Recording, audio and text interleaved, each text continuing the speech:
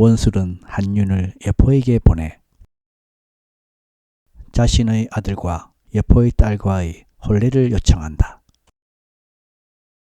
Yes. 여포는 이에 동의를 하고 딸을 한윤에 딸려 보낸다. 이 소식을 들은 진등의 부친 진규는 여포에게 조언한다. 이것은 유비가 공격당하면 그 다음에 주공도 위태로워지게 만드는 계략입니다. 이 말을 들은 여포는 즉시 한윤을 잡아들인다.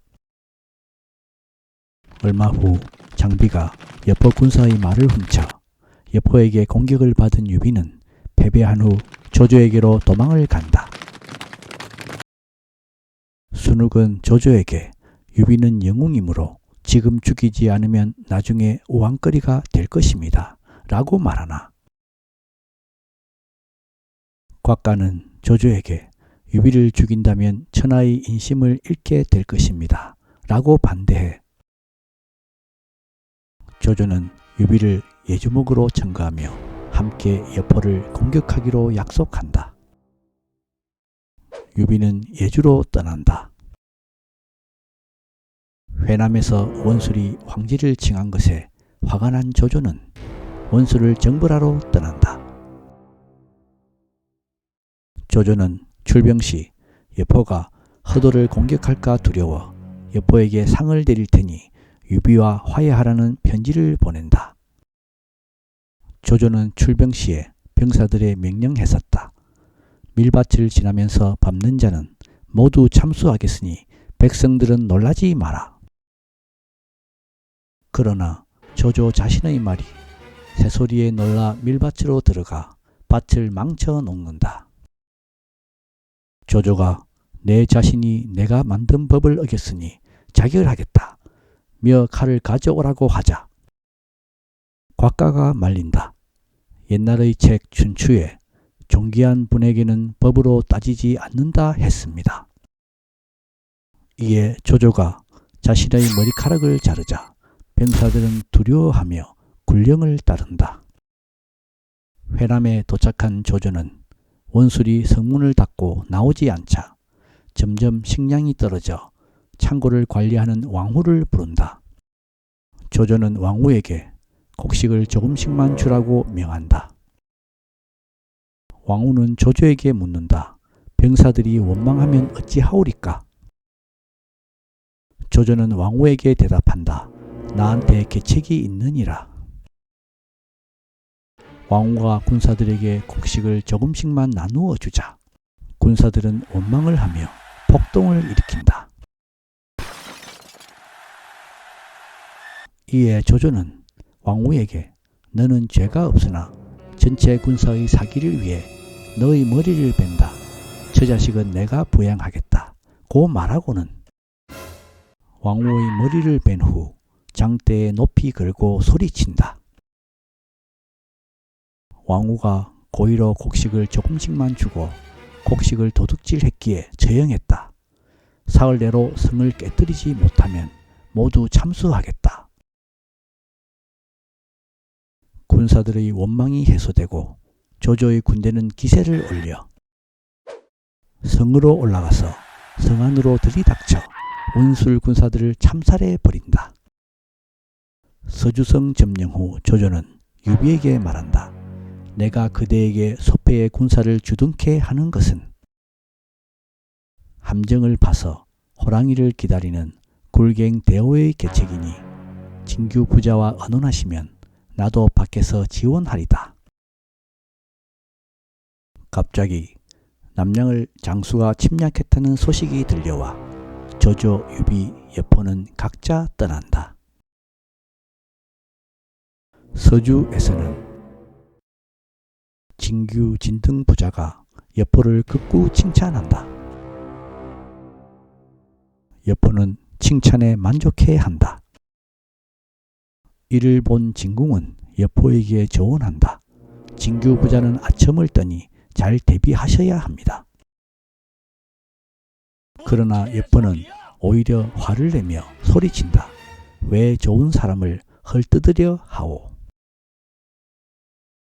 진궁은 울적한 마음에 사냥을 나갔다가 유비가 조조에게 보내는 밀서를 가진 병사를 잡아 그 편지를 여포에게 보여준다. 승상께서 여포를 제거하려 대군을 일으키신다면 저 유비가 마땅히 선봉이 되겠습니다. 여포는 화를 내며 즉시 소패성을 공격하도록 명령한다. 여포도 직접 진등과 함께 소패로 가기로 한다. 이때 진규는 아들 진등에게 말한다. 이제 여포가 패할 것이니 여포를 도모하거라. 이에 진등도 말한다. 아버님께서는 여포가 패해서 돌아오면 서주성을 지키시고 여포를 들이지 마십시오. 여포가 소패에 진격하자 유비군은 패하여 소패성은 함락되고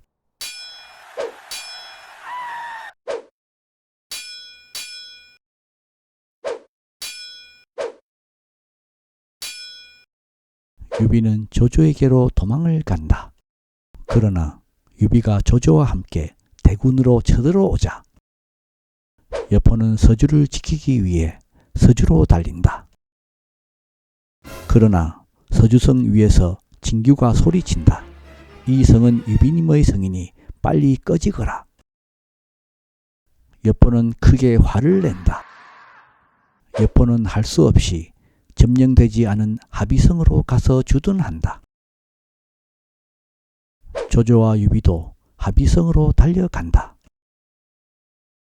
하비성 앞에서 조조가 여포에게 항복하면 제후의 지위를 유지시켜 준다고 하자 여포는 조조에게 승상께서는 잠시만 기다리시지요.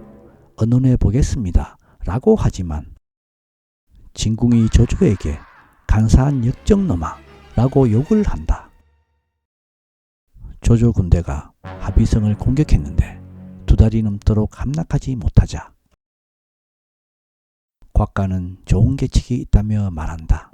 그 계책은 기수와 사수의 제방을 터뜨리는 것으로 20만 명의 군사보다 나을 것입니다. 조조는 군사들에게 2강의 물길을 터뜨리게 하여 하비성이 물바다가 되게 만든다. 이때 진궁이 여포에게 조언한다. 조조의 군대가 양식이 부족해 허도에서 양식을 가져온다고 하는데 군량의 보급로를 끊어야 합니다. 여포가 초선에게 성 밖으로 나간다고 얘기를 하자 초선은 극구 말린다. 결국 여포가 진궁에게 조조의 군량이 온다는 것은 거짓말이니 나가지 않고 성을 지킬 것이다 라고 말하자 진궁은 탄식하며 혼잣말을 한다. 우리는 죽어도 묻힐 땅조차 없겠구나. 여포의 부하 송훈과 위석은 언론한다. 물은 이미 성역까지 찼고 여포는 인의가 없는 인간이니 여포를 사로잡아 조조에게 바쳐야겠다. 송훈과 위석은 여포가 잠을 잘 때 원래 방천 화극을 훔치고 밧줄로 꽁꽁 묶는다. 그리고 여포를 조조에게 바친다. 진궁이 조조에게 말한다. 그대의 심보가 바르지 않아 내가 버렸다. 여포는 머리는 나쁘지만 그대같이 교활하고 흉악하고 간사하지는 않다. 내 말을 따르지 않아 이렇게 된 것이 한스럽다. 진궁은 목을 내밀어 참수형을 받는다.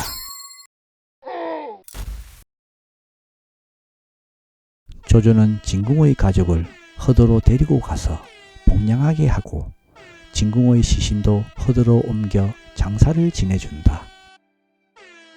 여포가 조조에게 말한다. 공께서 대장이 되시고 내가 부장이 된다면 천하를 평정할 것이요. 유비가 말한다. 공께서는 정원과 동탁의 죽음을 보지 못하셨습니까? 결국 조조는 여포의 목을 베게 한다. 조조가 장녀의 목을 베려고 하자 관우가 애원한다. 평소 장녀는 진심 어린 사람으로 제 목숨을 대신 바치겠으니 장녀를 살려주십시오. 조조는 껄껄 웃으며 나도 장녀의 충의를 알고 있어 장난친 것이요 라며 칼을 버린다.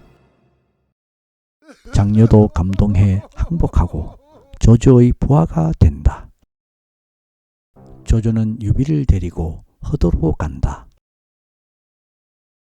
허도에 도착한 유비가 황제에게 인사를 하자 헌제는 유비가 황실의 친척으로 자신의 숙부뻘인 것을 알고는 유황숙이라고 부르고 좌장군에 봉한다.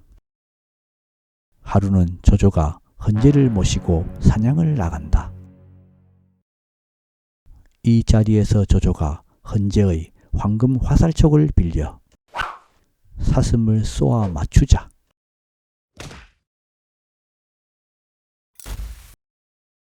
군사들은 황금 화살촉을 보고는 황제를 향해 만세를 부른다. 그러나 이때 조조가 갑자기 황제 앞을 막아서며 그 만세 소리를 받는다. 화가 난 관우가 조조를 칼로 베려고 하자 유비가 말린다.